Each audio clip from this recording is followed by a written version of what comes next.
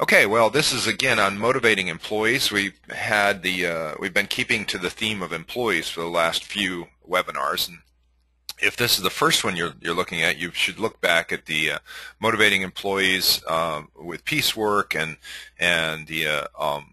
we have two of them on that one. One of them is what it is and how it works, and the other one was just a lot of practical applications. And we've had Jonathan Coleman, who's the general manager for Clip Lawn Care, on the line for the last one and plus this one, when he talked about the practical applications of piecework and how to use it. Now we're going to be talking about H2B and how we do the H2B, what we use it for, what it is, and things like that. So Jonathan, you want to say hi? Hi everyone, glad to be here. Okay, so we got Jonathan Coleman. Jonathan Coleman has been running Clip Lawn Care now for what, 5 or 6 years? Yeah, 6 years now. 6 years, and so he's used to be a young man. Now he's married and everything else, responsible, right? Big adult. Anyway, so we're running on now H2B. So let's start out and let's just talk a little bit about the H2B, and I'll explain how we use it from my perspective. Jonathan, feel free to jump in and correct me on if I don't get something wrong. But what is the H2B and how do we use it? And the H2B is a government program to bring unskilled workers into the U.S. to perform jobs that the U.S. citizens do not want to do. So this is a way to get legal workers from other countries. Mainly it'll be Mexico, San Salvador, some of the Hispanic countries from Central and South America. And you can get these workers up here and they can be legal, which is a huge difference from illegal workers. So we never advise you getting illegal workers. I know of a company over here in Baltimore, a clip company of ours, and they were running a lot of illegal workers, and INS came down and shut them down, and they lost, I think they had 60 laborers, 60 productivity people, and out of the 60, 35 of them were deported, and this was right in the middle of right in the middle of May, I think it was. So it was right in the middle of our springtime, our busy season. They lost over 50% of their workers because they were using illegal laborers, and INS just ships them out. And wow, you talk about trying to recover from that. That is not easy to do. But the H2B, if you run it through the H2B, you can get legal workers. They have to come and they have to be temporary. You can't get these 12 months out of the year. There's a limit on how long they can come here, and it has to be for a seasonal job. In our case, it's lawn maintenance. You could also get them for nursery workers, although with nursery workers, you could get H1B, which H2A, you mean? I'm sorry, H2A, thanks. H2A, which is agricultural workers. There's a lot of differences between the agriculture and the lawn maintenance, but if you're in a lawn maintenance job, then you really need the H2B. There's an H1B, which is professionals, and that's people that have a college degree or higher. And that wouldn't apply to what we're doing. Is that correct? Am I right so far? That's correct as far as I understand it. Okay. Again, let's say right up front that neither Jonathan nor I are lawyers, neither do we want to be lawyers, and this is just purely informational. You're going to have to do your own research and be satisfied yourself, but we're talking to you from our experience and from the information that we've pulled up. So nursery workers, and one thing here in Maryland, one of our senators here from Maryland, although I disagree with a whole lot of things she does, one of the things she pushes for is this H2B, and that's because we have the crab industry here in Maryland, and they bring people up to process the crabs. That's only a few months out of the year, and so they bring up a lot of workers. They do it's a lot of manual labor, and they do the crab processing. So she's been an advocate in the Senate to keep this H2B thing working. So that's what the H2B is, and why do you use it? Why do we use the H2B program, Jonathan? One of the main reasons that we use the H2B program is that we've been unsuccessful in trying to find hardworking, dedicated team members locally. Local people we've found just in this area, at least. I've been to other parts of the country where people don't have trouble finding people who want to work hard and want to do lawn maintenance, but in some other areas of the country, like here, it's very hard to find people who will fit into our business model, work hard, and be dedicated to the company for an entire season, do good quality work, etc. And so it's been the reason they created the visa program was for businesses like ours who are unable to find American workers to fill these jobs sufficiently, and that's the main reason that we've switched to using H2B. since we've switched to it, we've found a lot of benefits as far as the people that we are bringing from Mexico, as far as their work ethic and their dedication to our company. It's been transformative to our business, being able to have these guys who want to work so hard and are so dedicated to doing a good job for our company. Can you contrast, Jonathan, because a couple of years ago we didn't get the H2B workers, and there were reasons why we didn't get that. Why don't you just give us the story as to why we didn't get it, and then contrast that season with the other seasons that we've had? Yeah, if you're at all familiar with the H2B program, you know that there's a cap associated with how many visas they issue. I believe it's 66,000 per year, and 2 to 3 years ago was kind of the peak time for people applying for H2B visas. At that time, we were using a law firm to do all our paperwork for us, etc. And kind of one thing led to another between getting paperwork back to the law firm and back to us and getting it signed, getting in on time, that we didn't reach we didn't get the visas before the cap was filled, and so we were left that year trying to scramble, and we were working through another thing, trying to get leased H2B visas and et cetera. It just didn't work out, and so we were left scrambling at the last minute, finding American workers, and it ended up being, I would say, the worst year that Clip Lawn Care has had since we opened our doors. It was just such a difference in the work ethic of our employees. It was a really tough year. Some of that was the fact that we had to scramble at the beginning of the season, but some of it was that we didn't have the same, certainly the work ethic that we've had from our H2B workers. So what's the difference, for example, showing up in the morning? What's the difference that you see between our H2B workers and the ones that we had in that season that were local white boys, shall we call them? You said it, not me, Dave. Okay. Yeah, I mean, we had a lot of issues with people showing up on time. We were even showing up for work, period.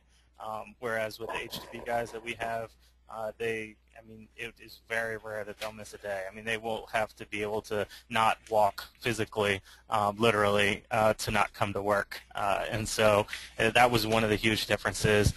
One of the other big differences we found is that the American workers their first question oftentimes is, when can I get off next? And the H2B workers that we've had, their first question is usually, when can I work again? And it's just totally different mindset. They're viewing it as a privilege to work here, whereas a lot of the American workers that were working for us viewed it as kind of bottom of the rung type job and can't wait till I get out of here. Yeah, and they're just the H2B guys. They another thing, and it's practical. It's not only well, it's where they come from, but they're not allowed to come up here with their families. So they're up here by themselves. They don't speak the language. They're in we have them in a house trailer that we got, and so they're staying in there, and and they don't. I hate to say it, they don't have a life, but they don't have a social life. There's not a lot of other things going on, and they came here to work. That's why they came here. They leave their families and everything else, and they come here to work. So probably the most important thing to them is to have telephone cards that they can call their family back. But otherwise, they just want to work. They want to work. They want to work hard. And in the case of some of the guys that we have right now, they're trying to work for a few years here to get enough money to set up a carpentry shop back in Mexico, where they can then take off and have a job of their own, have a business of their own. Because of the socialism and stuff in Mexico, it's really hard for small businessmen to get started. And so one of the ways that they do that is they can come up here, they make money, they send almost everything home, and all they want to do is work. So that's the difference between somebody who lives here. Somebody who lives here has a social life. They want to go out with friends. They want to have their weekends free. They want to do all this kind of stuff. And so your employee motivation, your employee dedication on H2B, when we contrast that with hiring local people, it's apples and oranges. It's just not at all the same. And our local people never produce. They never see it as a great job. They never produce like the H2B workers do. So to us, it's key to the success of our business. If we don't get these H2B workers, we're going to have a hard time this year. And so that gets us into the next slide, which is, how do I get into the process? How do you start? When do you start, Jonathan? If this interests somebody, obviously we have September, but you can actually start a little bit later than that. You could start right now if you wanted to. Can you give us a little thumbnail sketch of that? Yeah, generally it'll it'll take you a few months to do all the paperwork. I mean, a lot of it depends on how quick you are in processing it and how quick or how overloaded, I should say, the government is in getting the visas processed. But there's multiple steps which I'll go through towards the end. The exact steps that you need to take. But in order for us to get our guys here by March 1st, March 15th, we start the process just to be safe in September. That way we make sure that we have enough time to get all of the paperwork done in time, because there's multiple steps with multiple agencies, and all of you know how government work can be. It can take a while to get processed, a lot of paperwork, a lot of bureaucracy, a lot of red tape to get through. So generally most landscaping companies are looking for people to come for the spring and work through the fall, and the time to start that process is in September. But if you wanted to start now, you could potentially get workers, say, in July, something like that. So you could get you think that you could start and have the workers by July if you started right now? Yeah, that would be. I mean, that's my best guess. I mean, and that's a fairly conservative estimate. How does the process? What do you start? Or how do you start the process? I know we have to put a ad out in the newspaper, but that isn't your first one. Your first one is the wage and fair wage. Is that what it is? Yeah, it's called the Prevailing Wage Determination. And what it is basically is that if you're going to be hiring foreign workers, the Department of Labor wants to make sure that you're paying a fair wage, that you're not just making up whatever. And so you submit paperwork describing the job, what's going to be done, and they will issue a determination based on research of other workers in this area who are doing similar jobs. They'll say, oh, this job, you need to pay at least $9.74 per hour for it to be a fair wage. And so that's the first step of the process, because that's the number you're going to use all throughout this process, is whatever they determine to be a fair wage for that job in your area. Okay, so they determine that. So that's your first step, is to figure out what the fair wage is, and then what happens after that? After that, the next step is that you have to offer the job to local workers, and you do that in two ways primarily, although it can be more. The two required ways is that you need to post an ad with your local workforce agency. What that is a government organization that posts jobs to prospective people who are looking for jobs. They post it on their website, and if someone goes to unemployment office, they'll be required to go through the process of looking at this job bank and seeing if any jobs are available, etc. So you have to post it in your local workforce agency. That's an online system usually. And then the other step is that you have to run newspaper advertisements advertising this job to local workers. So it has to be a main newspaper in your town. You have to run it on a Sunday and then one other day during the week. And you have to leave this job opportunity open for at least 10 days. And then after that, you file a recruitment report saying why you didn't have any workers apply, or if you did, etc. That would be the next step. Now, do you get workers to apply? I mean, I know we've seen some come through this office. What has been your experience with the workers that do come?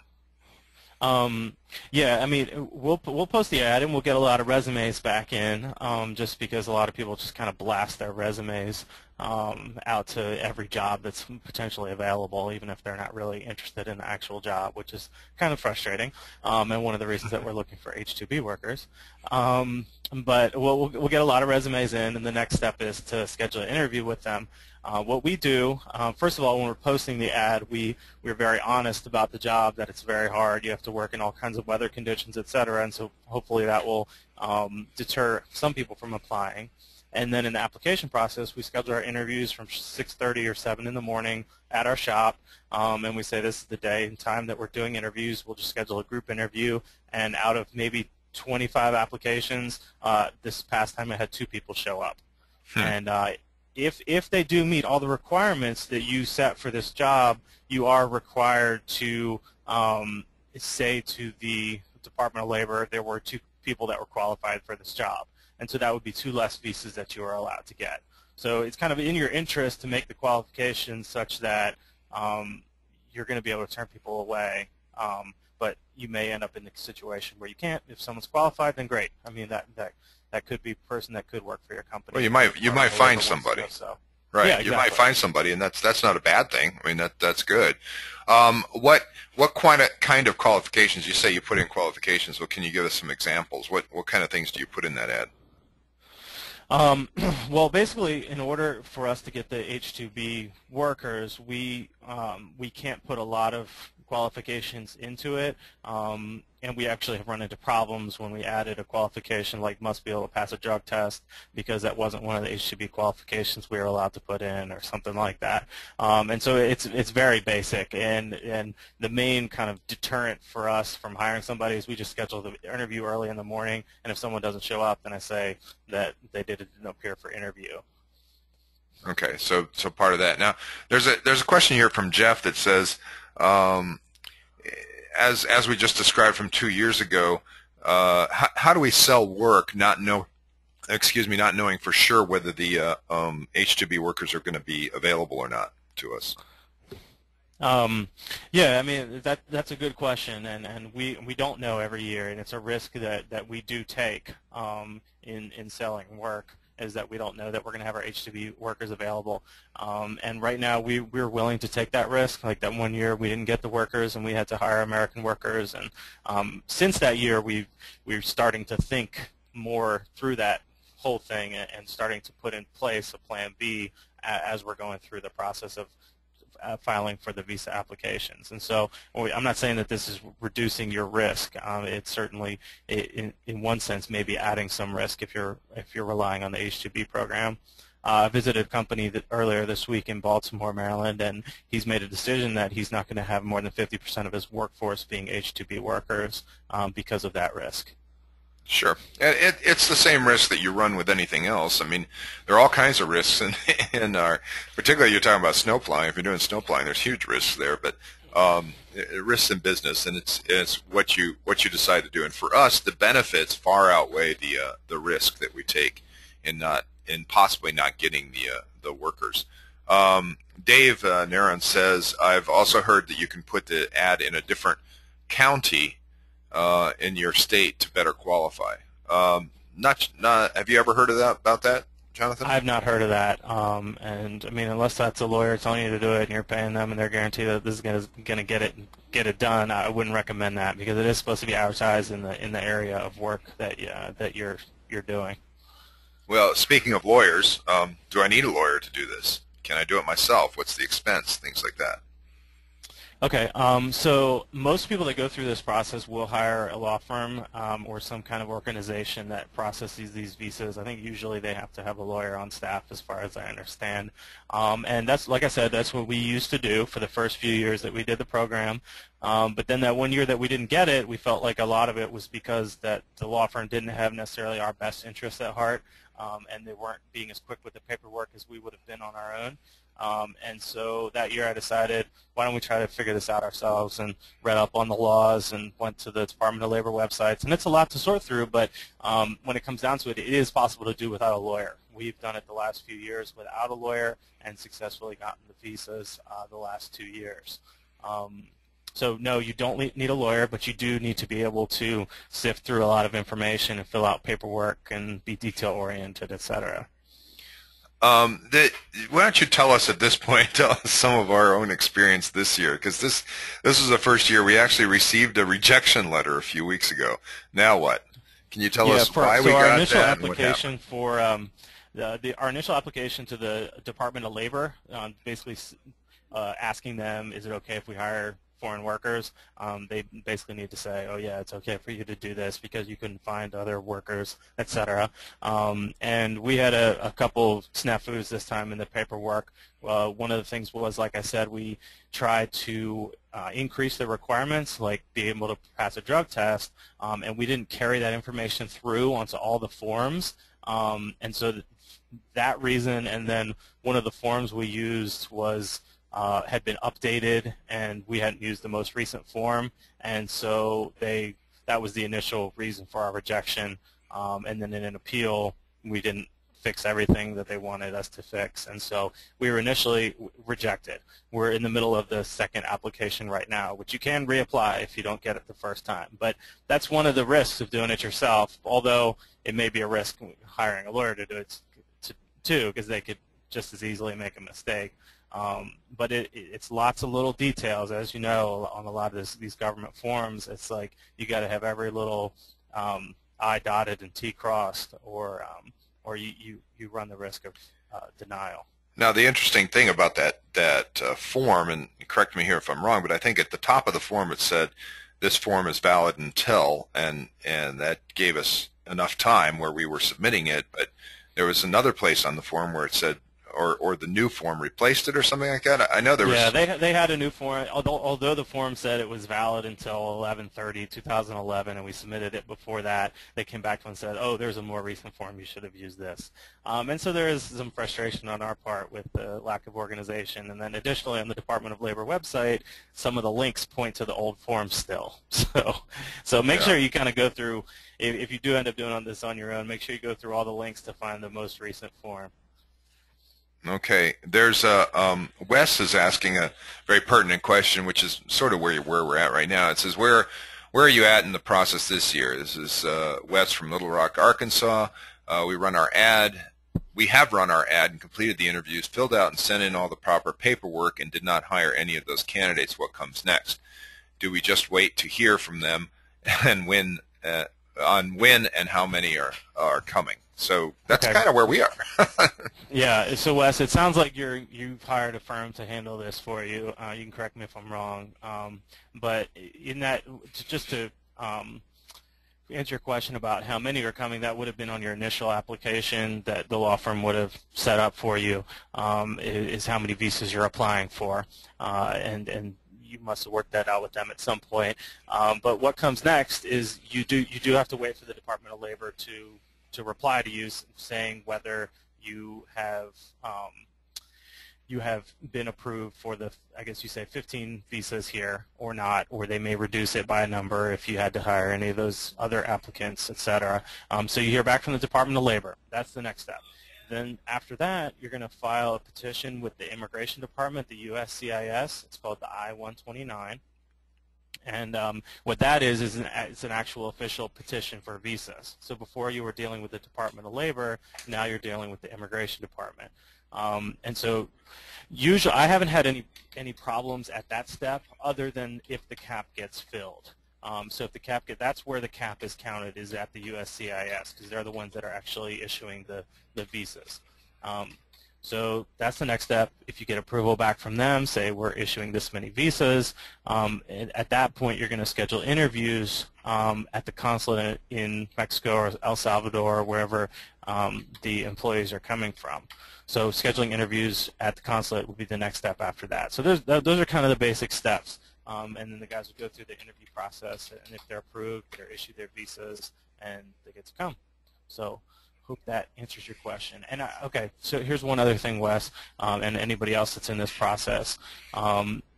It may benefit you to try to contact the Department of Labor if it's been over 2 or 3 weeks and you haven't heard anything back.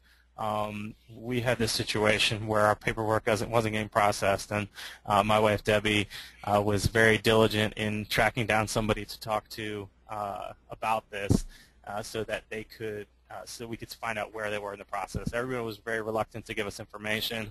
Finally, we got in touch with somebody with some power, and the next day we received our notice. So if it's been a while, you might contact either your law firm or go ahead and directly contact the Department of Labor saying, what's going on with this? Just want to check the status, etc. From the way Wes was talking about it, looks like Wes is using a service that actually provides the workers as well, which was kind of my next question right here is, where do I find workers? Now, it just happens that I was raised in Mexico. My parents were missionaries down there. So the first time we got workers, my very, very good friend down there in Mexico, I took his recommendations, and a couple of them were people that I had already known from childhood. And so I had a pretty good feeling, and they had a good feeling as well. about who I was and would they trust me, because you have to think about it. They're going to a strange country, uh, thousands of miles away from their home, strange everything, and do they trust you as well as do you trust them? So that's where we got our workers from, and today we've just gotten workers that have been recommended by the people that have come with us. You want to speak to our workers? I'm going to write down this email address that Debbie gave us as well while you're speaking about that. Yeah, so I mean, our workers, like Dave was talking about, a lot of them came initially from recommendations from connections he had in Mexico. But a lot of it now is the guys that we currently have recommending family members or friends that would also like to come to work, and that's a great way to find new workers. I'm sure all of you have experienced that. Is that referrals from current employees is one of the best way to find employees, because they're going to share similar values of the ones that are working for you now, and so that's a great way to find it. A few other ways to find it is a lot of these law firms that are doing the application process for you have a pool of workers that maybe have experience or don't, but it's people that they'll recommend, and they'll find the people for you. There's also services that will simply provide you with names of workers. I was at the GIE conference this fall, and there's a company there. I was looking for the information this morning, but I couldn't seem to find it, but maybe doing a Google search would find it for you. But they basically collect a group of workers in Mexico that have experience doing landscaping, et cetera, and they charge the potential workers a small fee to be part of this pool of names, and they then would provide that to you so that you could put their names on the application process, and that would be another way to find workers.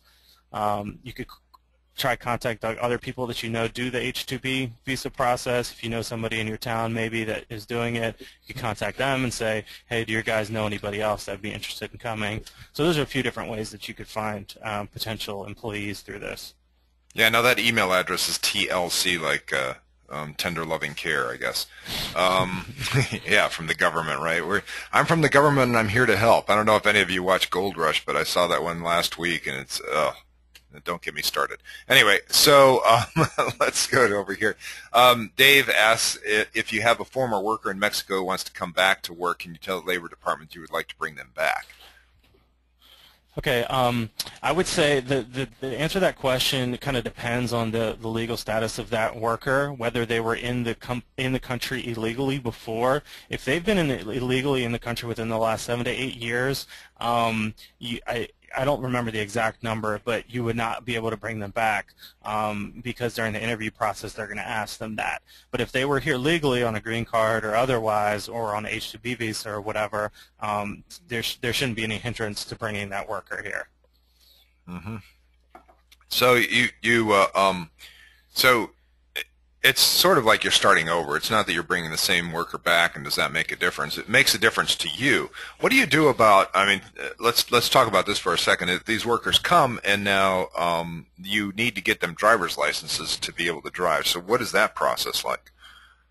It's going to vary state by state, but one of the things that you want to try to get if you're planning to have any of these H2B workers as drivers is asking them to get a driver's license in their country before they come. Usually it's a much easier process. At least in Mexico, it's a much easier process than it is here.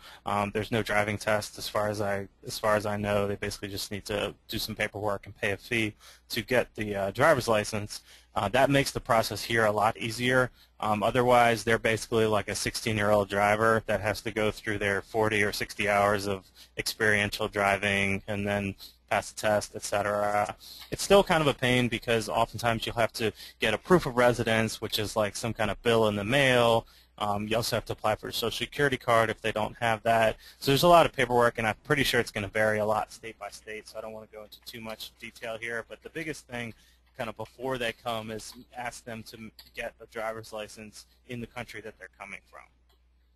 So come prepared with that and be ready to walk through the hoops. I remember we have had to send ours, again it varies from state to state, but we've had to send our guys to a Spanish-speaking class on drug abuse and driving or something like that.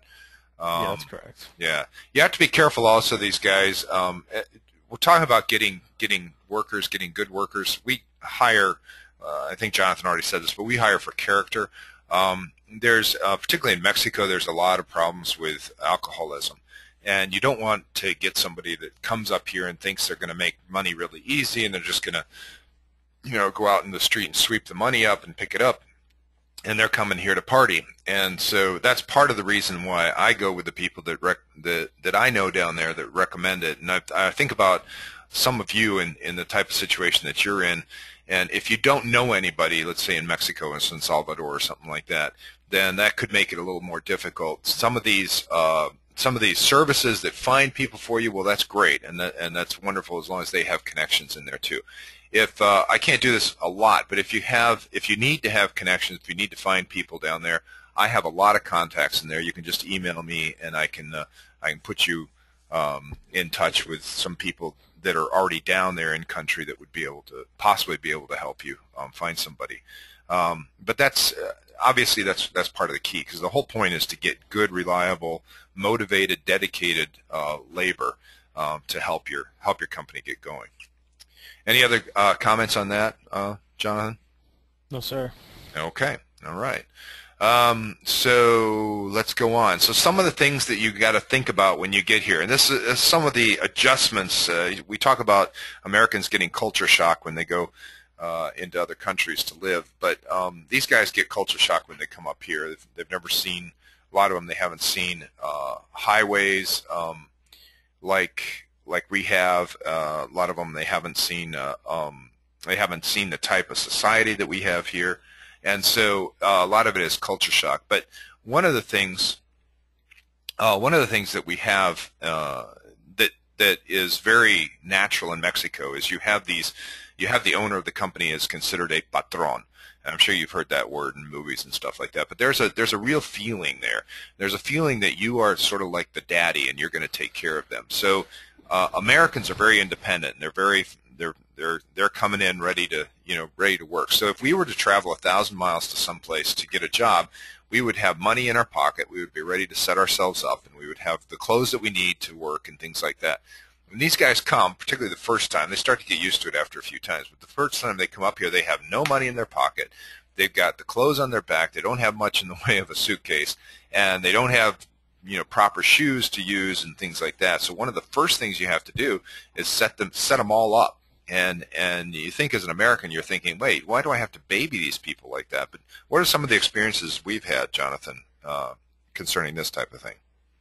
Yeah, I mean, it's exactly like you say. I mean, the guys will oftentimes come here with nothing but a backpack with a few items and the clothes on their back. And so and they don't really know what to expect. I mean, they don't know what they should bring. They don't know what the weather's going to be like. I mean, a lot of times they're getting here in March, and they rarely experience weather as cold as we have in March sometimes. And so there's just a lot of things that they're not expecting. And it behooves us to, in order for them to be able to work well, to set them up ahead of time. So we do provide a place for them to live. They pay for it, though. That is one of the differences between, say, the H2A program and H2B. With H2A, you have to pay for and provide a place for them to live. With H2B, they are responsible for their living expenses, including a rent if you get them an apartment or whatever. I would go for the cheapest option possible, because like we were talking about before, they're here to make money. They're not here to live a nice life here in the U.S. They're here to send all their money they can back to Mexico. So we'll set them up with a place to live and provide them with some basic furniture, sheets, that kind of thing. And then we also do give them a kind of a starting allowance of about $150 to get them started, get some groceries for the first week, some shoes if they need them. They're often coming here with more kind of business casual shoes than boots or tennis shoes for doing work in. So. Yeah, so there's a lot of things. The other thing is, as the patron, as sort of the father, the overseer, whatever, the owner, I found myself being responsible for. In Mexico, they don't do a lot of save. Mexican culture doesn't save up a lot of money, be ready for emergencies. What they do is they have very strong ties with both their work and their family, and that sort of takes over the bumps in the road and the unexpected expenses that you have. For example, one of the guys that was with us, his mother died during the summer rather suddenly. I forget why I received the phone call, but I received the phone call saying that this had happened. So I got into my truck and I went over to him. I didn't want to just call him on the phone, and I found out, found out where he was working, and went over to the job, and then pulled him aside and said, hey, I'm sorry to tell you this, but your mother died, and I said, if you'd like to go, I've already looked at some of the options for plane flights and stuff to get down there, because in Mexico they have to bury the person within 24 hours, so you don't have a week or something like that. And he needed me to do that, and that was accepted. That was normal for the Latin culture. So when that kind of happened, I front all the money. I bought the tickets. I went it. I secured it. I helped him through the whole thing, got him to the point, and I think Jonathan took him to the airport or something. And we did the whole thing, and that's what's expected. That's what you have to do with these guys. They wouldn't know what to do otherwise. They don't have a savings account. They don't have all this money. They've been sending it home the whole time, but they don't have the money saved up. So when stuff happens, we had a request over this past summer where one of our workers wanted to buy a piece of land down in Mexico, and of course he wants an advance, or can he pay it off? And they'll pay it off quick. I mean, they'll put a lot of money towards it. They live very, very cheaply, but they do expect you to take care of them, and that's where they come from. They don't understand the American way of taking care of yourself. Do you have any other examples of that sort of thing happening to us? Um, I'm trying to think of any off the top of my head, but the attitude is certainly there that, like, when they have a problem, they come to us for help. Much different than the typical American attitude where we're kind of self-sufficient, pull ourselves up by the bootstraps kind of thing. Right. And on the other hand, the positive to that is that I had a situation where I needed some help from the guys with a house that we were fixing up for my son when he was getting married, and they couldn't do enough. They got their work done fast and early, and came over to the house, and they wanted to help us, and they wanted to do everything. So it is a two-way street. It's not just one way where you're taking care of them and they're not doing anything. When you need something, they're there, and they'll do everything they can to help you. So these are some of the quotes that you're seeing on this PowerPoint presentation. We had Wes asking us if the PowerPoint presentation will be available, and certainly it will. And some of the quotes that you have are from our clip forum that we had a few years ago going on, and it's all just thoughts and really interesting things that people put about the H2B. This is about how to get started, and what means the most to H2B. How do you try to make them feel at home? Some things for here, we're putting up a Mexican flag, coming out with donuts and giving them something.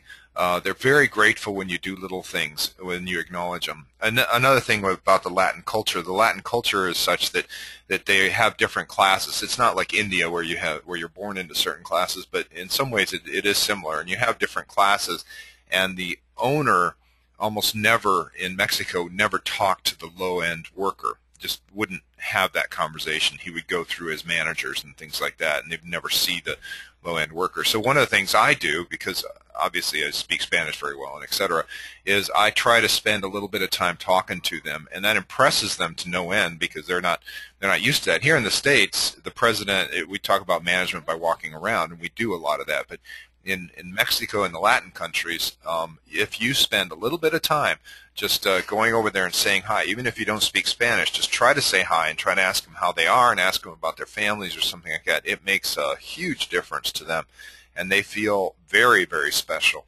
And it's an easy thing to do. Any comments on that, Jonathan? No. Okay. All right. How do you communicate? Now, Jonathan, you're fluent in Spanish, and so am I. But, of course, Glenn isn't, and neither is Debbie, and they have to communicate sometimes. And how do they communicate with our customers and things like that? How do we do that in our company? Yeah, so I mean, some of it is that we need to recognize that there is a communication barrier, and so sometimes we've provided cards to the crew, for example, if they're talking to a customer and the card says, "Sorry, I wish I could help you, but I don't speak Spanish." So what I'd like to do is I'll call my manager or I'll call the office and have them translate what needs to get across. And so some of it's just upfront acknowledging that is going to be the case, and not trying to make it all go away by creating some elaborate system or something like that, but just acknowledging that it's there. But then, I mean, as some of you may know, I mean, we provide the Clip Translator module in Clip, so route sheet notes can be translated automatically. We do a lot of text communication with our guys on their cell phones rather than calling. It allows for, say, Debbie in the office here to use a translator on the internet and translate a message and send it to the crew. They can text her back, and then she can use a translator to understand that message that they sent back. Given it's not 100% accurate, but it's better than nothing for sure. And I've even gotten, I'm sort of the last resort kind of situation, but I've even gotten phone calls when Jonathan and everybody else is busy or not around or out of town or something like that, and Jorge or one of the workers will call me and say, could you translate for this customer? And they just hand the cell phone over to the customer, and I say, yeah, what would you like? And they say, da, da, da, da, and I get back on the phone with Jorge, and I say, this is what the customer wants.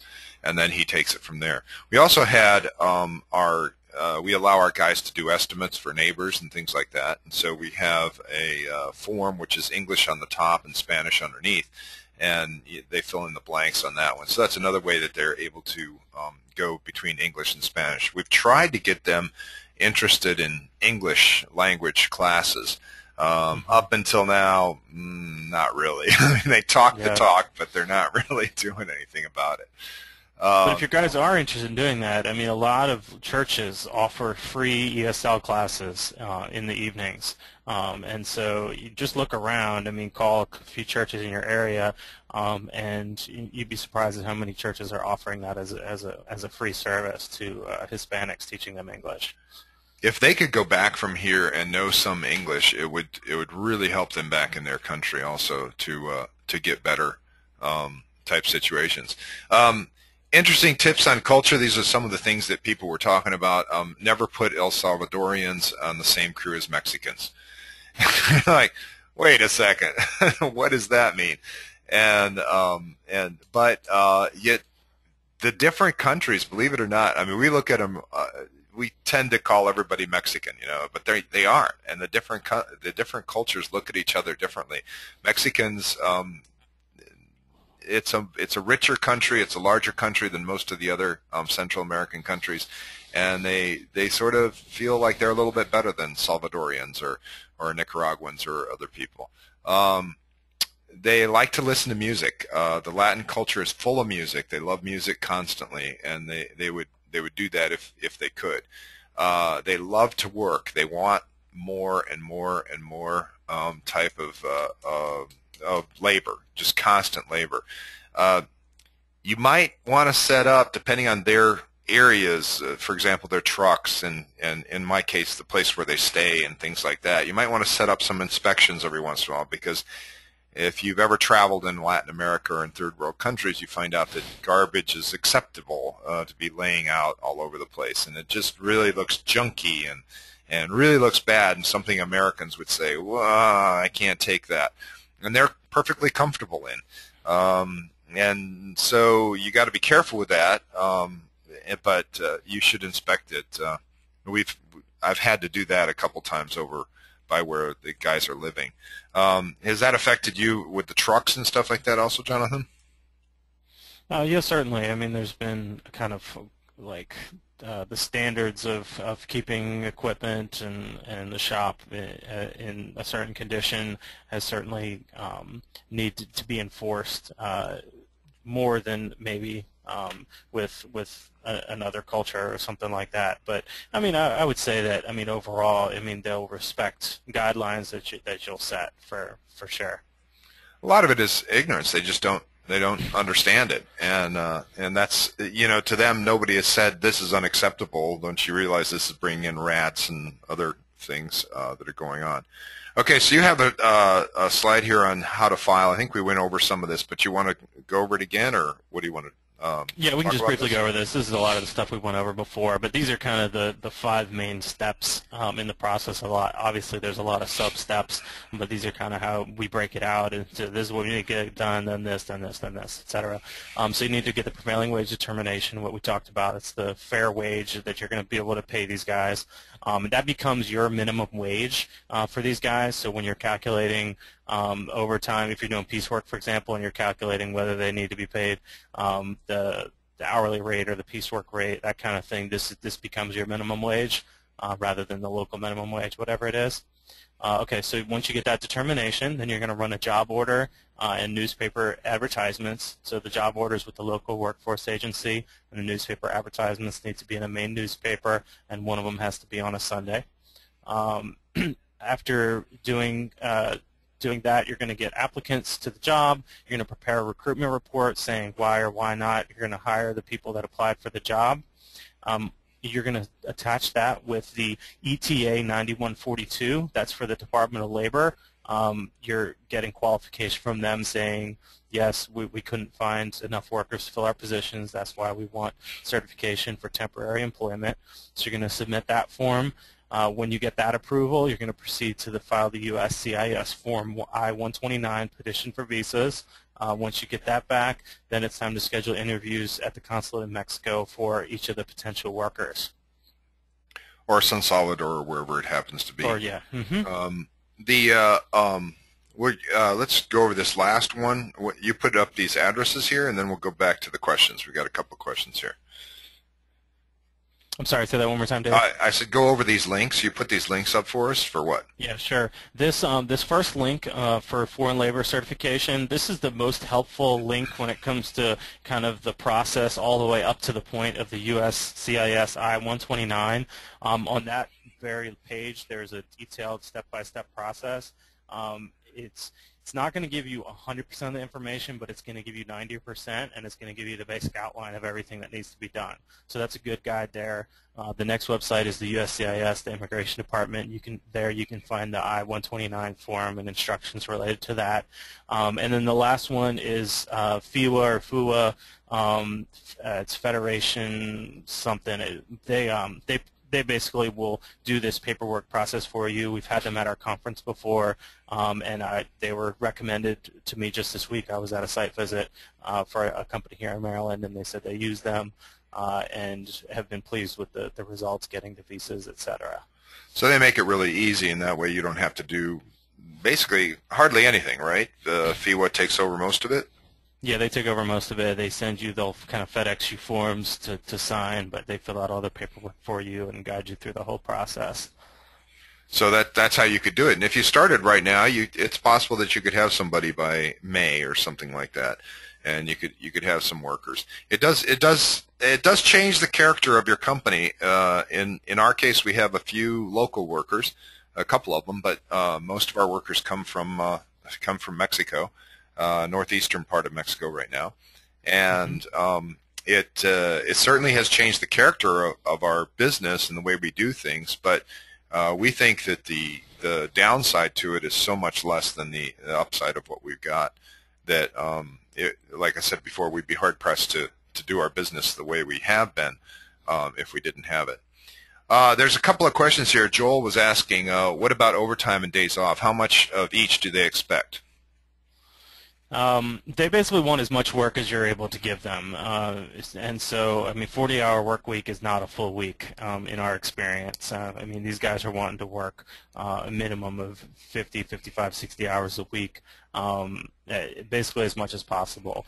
Now they do understand when business is slow in the summer or whatever that we can't do anything about that. We'll do the best that we can with the cell work, but they do understand that. But they do want to work as much as possible, and so we do try to give them definitely more than 40 hours a week when possible.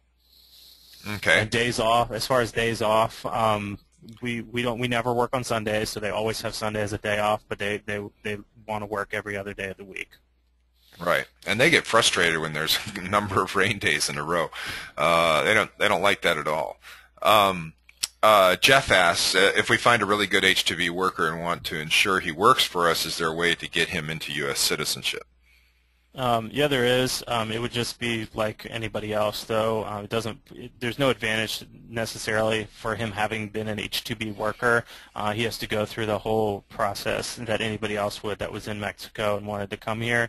It's going to be very, very hard, considering that it's an unskilled job, for him to get a more permanent visa or citizenship. But it is possible. But from what I hear, the process is probably 7 years at the minimum to be able to make that happen. I see. Now there's a form. Debbie is saying that one of our forms is not right. Not sure. We'll try to correct that, and we'll put that up there before it's up there. One of the things with the government that you're dealing with is some of their links that they have on their pages don't go to the right form, and so you have to be careful. And of course, it's not their fault, and et cetera, and so forth. Why don't you, we can tell them the story about what happened with one of our guys, Aurelio, and his dentist problem. Remember that one, Jonathan? Yeah. Yeah. So this season, one of our workers came to us with tooth pain, and it turns out that he needed to have a root canal, and so this was, I mean, it was a tough time for us because we were very, very busy, but at the same time, I mean, he needed to have this work done, and so we ended up sending him back to Mexico to get this work done. At the same time, he's able to visit his family. It is a lot cheaper in Mexico for him to get that done, and so it was worth it to send him back there, and then for him to come back here after the work was done. Yeah, so what we ended up doing is we ended up sending him, flying him back to Mexico, and him getting his dental work done in Mexico, and then flying back a few days later. He was able to visit his family, and that cost less than what it would have cost to fix his root canal here in the United States. It's stuff to think of. A plane flight from here to Monterrey, Mexico. We're in near Baltimore area, so you could leave at 8 in the morning and be there by 2 o'clock, noon in the afternoon, 2 o'clock, something like that. So you got to think of that sort of thing. We also had a situation with the very same guy where he ended up having a hernia, but that was covered under workman's comp. And again, you have to take care of these guys. For example, he comes out of surgery, and his brother, who works with us also, his brother takes him and drops him off in his bedroom, and just leaves him there. And there's nobody there to attend him. The guy can't get up and walk. I mean, he just had a double hernia operation, and yet they didn't think through all of that. So we, as the patron, as the father, we have to go in there and we have to take care of it and make sure that he's taken care of and things like that. Which in the States, of course, you would think all that through before this happened, but the Mexican culture is not one to do that sort of stuff. Joel asks, do all 66,000 places get used up each year? It has gotten used up, but not every year. Last year, it did not get filled up, for example. So not as much as before. I remember the days when it would fill up on the 1st of January, and they would just like boom, everything would be filled up. They split it into 2 different ones, so you can apply for the first one or for the second one. That helped a lot, and then I think that just the economy being down like it is, there's been more access to workers locally. So that's what that is. Are there any other questions or any other comments about this whole process, or what should people do then? Let's say they're interested in the process. Jonathan, what would you say should be their next step or their first thing? I would say spend some time reading the information on that first link there. That would be one step, especially if you're interested in trying to do it yourself. And the other one would be to contact FIWA or other associations who can help you out with this to get more information about it. Okay. Joel asked one other comment here was just a lot of people ask about the prices and the fees associated with all of this. Basically, between getting the applications process, running an ad in the newspaper, etc. If you're going to do the process all yourself, there's also the fee for the interview at the consulate in Mexico. You can expect to spend $3,000 to $4,000 if you're doing it yourself, and then tack on another few thousand if you're hiring a law firm to do it. Okay. Joel asks, when is the first date and the second date? He's talking about the crossing date. I guess the crossing the border date. When could, for the first date, what's the earliest we could get them for? Um, well, I believe the way that this works, I think the question that's being asked is when the visas, like there's a date when the people can come, like the earliest that they can come, and then they split the 66,000 visas into 33 for different times of the year. And just off the top of my head, I don't remember 100%, but I believe the first date opens on January 1st, so you could get the guys here on January 1st technically, and then the other one is April 1st. Where that's the second round of applications, and if you're applying for the second round, for example, you can't get a guy here on March 15th. It has to be after April 1st. From what I remember, those are the two dates. Now, your date that you submit, though, for when you need the workers has to do with the work, right? We have to show some signed Correct. contracts or something like that to show them when it happens. Yeah. Is that right? Yeah, so we have to prove that our seasonal work is from March to December. It doesn't require a lot of proof. It often requires just a couple contracts signed for that time period. Okay. Dave Naran asks, can we discuss how their interview process happens in Mexico or in the country of origin? Yeah, no problem. This is they've streamlined it in the past couple of years, made it a little bit easier because some of the work can be done on your end, kind of back here in the States, and that it involves scheduling the interviews. You can schedule the interviews for the employees via a website or via email. It's done by a private company here in the U.S. that works with the consulate to schedule the interviews. So you're going to send an email. I don't have the email address on me right now, and it probably will change at some point, so I don't know if I want to give it out. Just look into it when you're at that stage. But you're going to send an email requesting, for example, at the Monterey consulate, you want an interview as soon as possible, and they will email you back saying this is the date, and they'll email you instructions for what you need to pass on to your guys. You also have to pay it's a $150 fee per person, and that involves their fingerprinting and all the paperwork necessary for the interview process. So you can pay that ahead of time with a credit card on their website. And then the guys it's a 2-day process for the guys. They're going to go and the first day get their fingerprinting done, fill out paperwork, etc.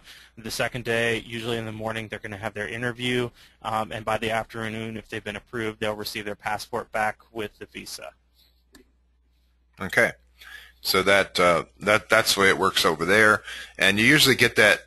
Yeah, you said by the afternoon they get the if they're interviewed in the morning, by the afternoon they'll be approved or not? Yeah, usually that's the case. Okay, all right. A question also is there any way to use these for snow plowing? Is there any way to use H2Bs for snow plowing? Yeah, there's a few different ways you could do that. There is no, as far as I understand it, there's no like months time frame. It has to be less than a year. So I mean, I guess technically it could be 364 days, but you're going to have to convince the Department of Labor that it's either seasonal, temporary, or peak load. Those are the kind of three phrases that they use to describe what H2B workers are here to do. And so you could even rotate to H2B workers, so you could have some here for the lawn maintenance season, for example. You could apply for them for that, and then you could file another application that says, well, our work slows down around this time, but then our snow load picks up around this time, and so for 3 or 4 months we need workers for this. And so that would be one way to do it. And then the other is you could keep them here. I think your question was till December 31st. You could just say that your work is less in January and February, but between March and December it's greater, and so that would be considered a seasonal load, as I understand it. Okay. Is there a minimum number of guys that you must get? No. You could apply for one worker if that's all that you needed. Right. Of course, if you apply for one worker, you're going through the whole process of applying, and then you have one guy show up to the interview that you can't reject, and you know. Yep. Yeah, and it's also a good idea to apply for a few more visas than you're anticipating using, because there's always stuff that happens, whether it's the guys that you need to be able to hire from the interview process, or a guy goes home mid-season and so you need to bring another guy. So I usually apply for 2 or 3 more than I expect to be able to need. Now, we had the situation where two of our guys decided they didn't like the other two of our guys, and they decided to leave at a moment's notice from us. How did we handle that as far as through the H2B system? Did we need to have extra visas to cover those? Correct. Yeah, we had two extra visas at that point, and we were able to go through the interview process and get two more guys up here within just a couple weeks of the other guys leaving. So. Now, if that wouldn't have been the case, if we would have had 4 visas and we only had four guys and 2 of them left, would we have to wait until those 2 actually turned in their visas to turn it around and get 2 replacements, or how does that work? We wouldn't have been able to get any more at all. So once the visa's used up, it's used up, and you can't switch it out for. So we definitely need to pad ourselves a little bit when we're getting this. Okay, start to finish, what should our budget be per guy just to get them through the process? If that's through the interview process, they're going to need to get their passport. They're going to need that $150 fee, which you can pay, yourself here, and then they're going to need some transportation costs. So it's usually about $300 per guy for the interview part of the process. As far as the whole process altogether, it's only that interview process that's the per guy cost or per worker cost. The rest of it is, no matter how many guys you apply for, it's the same, and that's the approximately $2,000 to $3,000, or probably $3,000 that you're looking at, and that's no matter how many guys that you're applying for. So now that may be different if you go through a law firm; they may have a per worker fee as well. Yeah, so you're saying it's $3,000 if you do it yourself, probably closer to $5,000 if you go through a company, and then plus you have $300 per employee. And that depends on where you're getting them from, too. Monterey to here to Baltimore is a very easy flight. Oh, yeah, and that's not including travel costs to get here. That's just them getting the visas, basically them going through the interview process, buses and things like that to get to the consulate, and then there are fees associated with that interview. And then you also have the transportation costs to get them here. Yeah, because most of the time you're dealing with people that don't have a lot of economic means back in their country. That's the point, is they need money. And so when they probably don't have a passport, so they have to apply for a passport in Mexico, for example, for us, and we usually have to front the money for that passport application as well. Yeah, and one note here, I came across a great service in the past couple of years for sending money. If you're going to be sending money to guys in Mexico, you could do it through Western Union and stuff, but their fees are a lot, and you usually have to go to a location to do it. But I don't know if you want to type this into the thing there. It's Xoom.com, Xoom.com, is a great user-friendly service for sending money to Mexico. You just put the recipient's contact information in there, and you can send up to $2,000 for just a $5 fee if you link it to your bank account. So that's how we send our money to the guys to get their passports, etc. How much do the guys pay us back of the expenses that we incur for them? Not a whole lot. We do ask them to pay back their airfare and their passport fee, but the process of getting the visas, all that cost, from what I understand, it's illegal to charge them back for that. So there is a few things like their transportation here that we, over the course of the season, they pay us back for, but the whole process of getting the visas themselves, we pay all that cost ourselves. Okay. All right. Well, let me say that our time's up, and I hope that this has been helpful to you. We're going to have another webinar on Friday, this Friday at 11 o'clock, and this will be with Dave the Second and myself, and he's prepared reports. So we want to have probably 3 different webinars on reports and CLIP, and we're going to stay with the employee theme. So this Friday we'll be doing a webinar on employee reports in CLIP. How do you get them? What are they? What do you expect out of them? How do you set your system up to work? So it'll be more CLIP centered this Friday at 11 o'clock. You should receive that invitation sometime tonight or tomorrow morning, and we'll process that. But otherwise, thanks a lot to all of you for attending, and I hope that this is helpful. If you have any other questions, please feel free to email us, and your success is our business, so we're hoping that this might be part of your success. Any final words, Jonathan? It's been great being with you all. Feel free to email follow-up questions to me as well. Site visit season is filling up quickly, so if you did want to get in to get a site visit in the next couple of months, make sure to email Bill at sales@clip.com. Yeah, and besides site visits, we also do hour consultation and stuff like that. So if you have specific things and you want to get Jonathan's ear for an hour or so, then we can certainly set that up, and you will be uninterrupted, and you'll get his full attention. You can pick his brain. We aren't lawyers. We can't do this for you, but we can certainly tell you what our experience has been, and so far it's been successful. We'll see. We'll cross our fingers for this year, but it should come through. And again, your success is our business. Thank you very much for being our customers, and you all have a wonderful week.